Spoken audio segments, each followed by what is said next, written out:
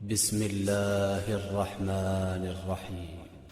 ایک مرتبہ ایک شخص سیدنا علی اور مرتضیٰ رضی اللہ تعالی عنہ کے پاس آیا اور کہنے لگا کہ اے علی رضی اللہ تعالی عنہ، میں بہت مالدار تھا، پھر جانے گھر سے رزق جانے لگ پڑا،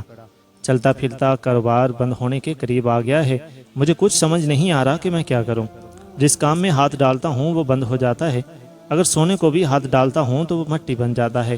جب یہ شخص اپنے سارے شکوے سنا رہا تھا تو سیدنا علی اور مرتضیٰ رضی اللہ تعالی عنہ اس کی کمزوری سمجھ گئے تھے۔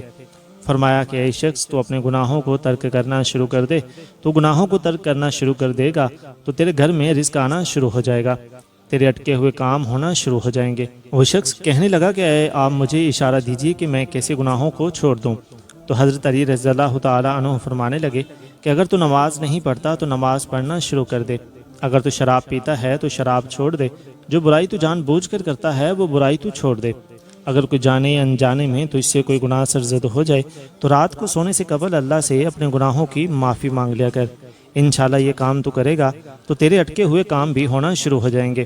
بیان کیا جاتا ہے کہ جب اس شخص نے ان باتوں پر عمل کرنا شروع کر دیا تو اللہ تبارک و تعالی نے اس کے بگڑے کام سنوارنا شروع کر دیے۔ اللہ پاک اس واقعے سے سبق حاصل کر کے عمل کرنے کی توفیق عطا فرمائے۔